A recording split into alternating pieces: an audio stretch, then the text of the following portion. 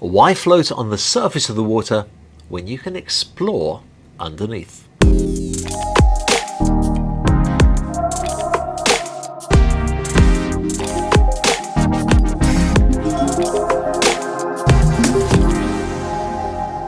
In my most extreme moments of fantasizing about what I would do with incredible wealth, after bringing about world peace, of course, I often think how great it would be to have a superyacht-sized submarine.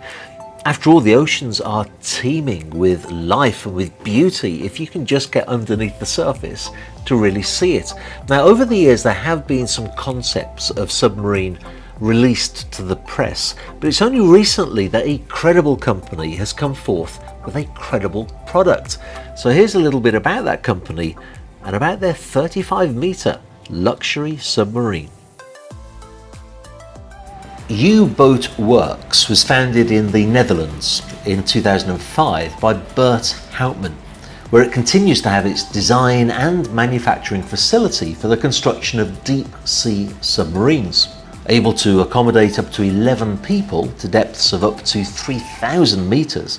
Many of the Uboat Worx submarines are built for research and scientific purposes, although the company also builds a large number of vessels for the cruise industry.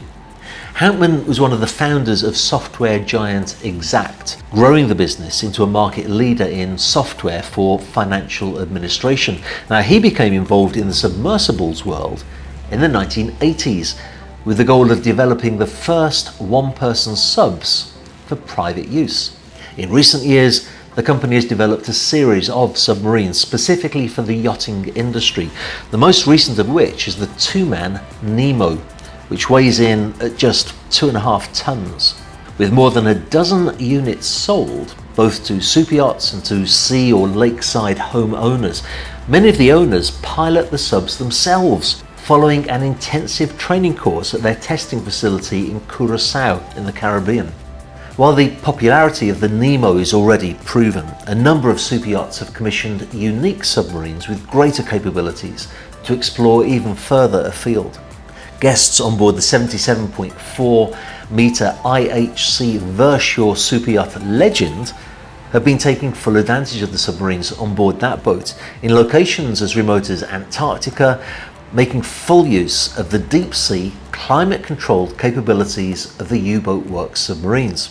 With innovation being continually pushed forward by the company, Uboat Worx has an entirely in-house engineering team who work with state-of-the-art 3D modelling and FEM software.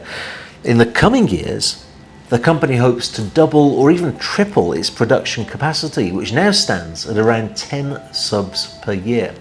Now, in May, the company unveiled its latest innovation, a 35-meter underwater entertainment platform concept, a submarine designed to host as many as 120 guests for underwater excursions in over 150 square meters of space.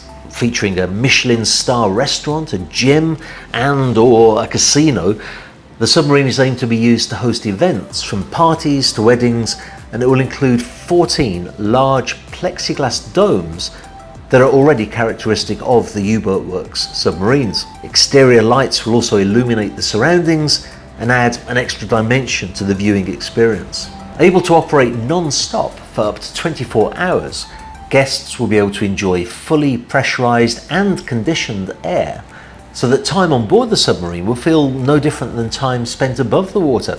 The sub will be able to reach depths of up to 200 meters and speeds of up to 3 knots. This underwater entertainment platform will run solely on batteries, and between cruises will be recharged and reprovisioned in a port or on a floating dock. Access to the submarine will be achieved via 2 grand access hatches, making boarding and disembarkation really smooth and simple. Designed to appeal to both individuals and entrepreneurs looking to learn more about the ocean, the company has referred to the sub as a gateway to discovery and will broaden the accessibility of the company. Personally, I think there could be a great future for this kind of product. Whenever I speak to people who spend time underwater, whether it's in a submarine or just diving, it's so inspiring to hear their experiences and the stories that they tell. And actually, talking of the future of yachting, something else I've been working on recently has been a series of videos with the Monaco Yacht Club.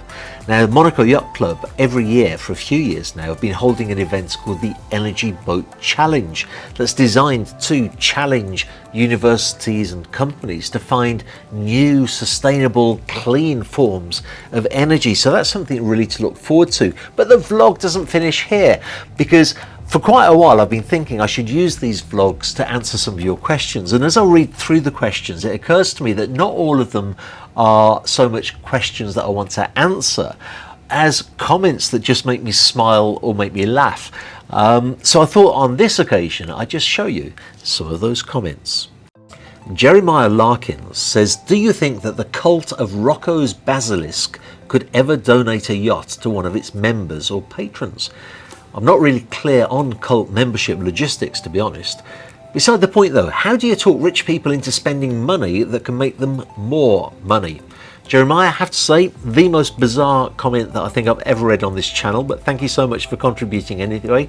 I also know nothing about this cult, or most cults as a matter of fact, totally beyond my understanding. But I did want to pick you up on your comments about how do you talk rich people into spending money that can make them more money.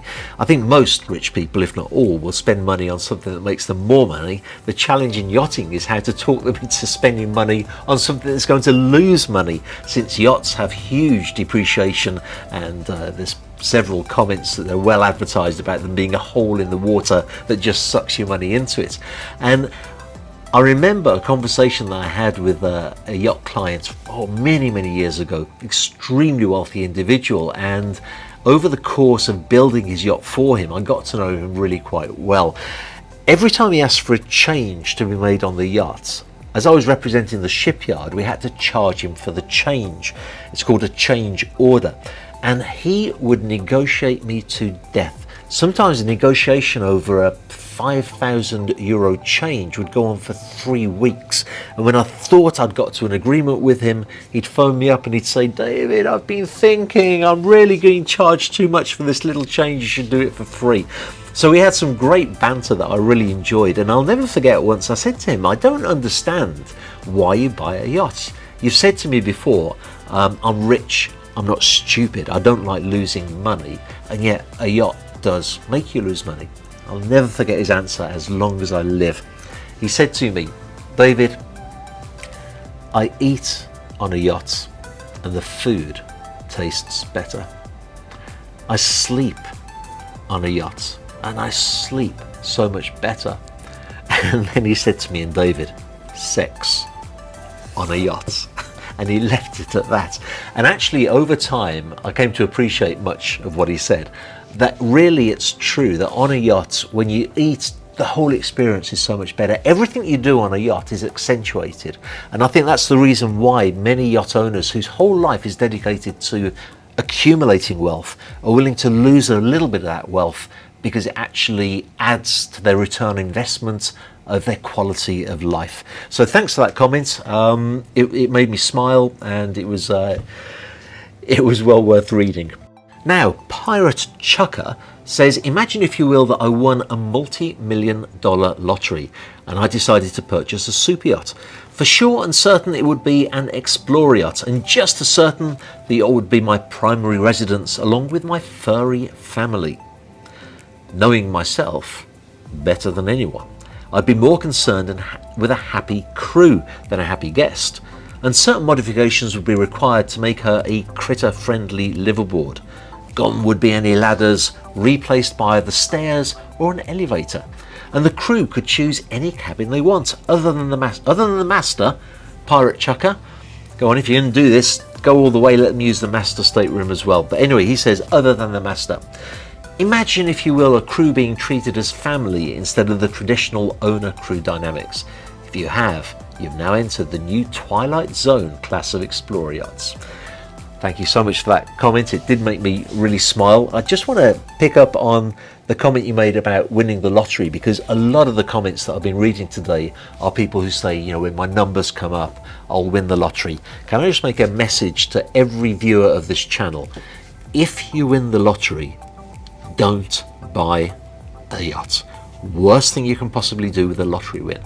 We have an expression in yachting that it's not the price of the elephant, it's the cost of the hay. And that's the problem. The price of the yacht is one thing, and I'm sure that with a lottery win you could buy a yacht, but then to run it every year is a whole other thing. You really need to be able to win the lottery every year, guaranteed to buy a yacht. So that's my advice to you, Pirate Chuka. If you do win the lottery, don't buy a yacht. Maybe invest it in a business which can then give you the money you need to pay for the hay for the elephants. Next comment, JeanPierre Le Pen von Bermudot. Made up name, I reckon. Stop. FY. What a bad music. If you can't music, which works to kiss up, not sun this, then we don't want to go into this. It destroys. As something could, we might have been buyers. But now that it's the same as the record hung up in the same groove, if you don't change, then you get to keep the ships. Think about this. JeanPierre, I've thought about it. It still makes absolutely no sense whatsoever, but thanks for commenting. Tony Stark, who's actually his icon there is of Tony Stark Iron Man. He says, and he watched the video, by the way, Rossi Navi and Pininfarina, new super yachts. It's a very old video that I did a long time ago. He says, I love this guy. He competes like an American. I saw the cup and love it because this guy brings quality. Narration is awesome. It's almost Dickerson style. I don't know what that is. Dickerson style. And music. And just listing the price. Very simple, like an American. And the guy has charm and fashion style, not like Unkept Cup. Sloppy dress, sloppy English, bad music. The cup is bad. I don't think you do spell Aquaholic C-U-P, to be honest. No, I'm joking, Nick, of course. Total joke. I don't know who he's talking about. I think in the Pininfarina video I was interviewing the owner of the shipyard, or one of the family that owned the shipyard, and he is a very charismatic, very well-dressed Italian, so I think that's who he's talking about, and he is very straightforward. But thank you, Tony, for the message. And one last one. Travelling Jake watched what in my opinion was one of the best videos that we've produced in recent times, Vivaldi. Is this the best charter yacht in Croatia? If you haven't watched it, great video. Travelling Jake says, I used to love your channel for its authentic, clean, simple, true-to-life style of showing what these yachts look like in real time. Not sure why you went to this speed up, slow down, jump cut, ultra flash, high colour saturation, garbage camera style that makes it rather impossible to see where you are in the yacht. But do us all a favour and fire whatever hotshot you have doing that and go back to the proper way that you used to do it. Quite frankly, the way they are done now gives me vertigo and is in bad taste. Travelling Jake, what can I say? The hot shot is behind the camera right now. Slava, you are fired. And on that bombshell, we'll see you in the next vlog.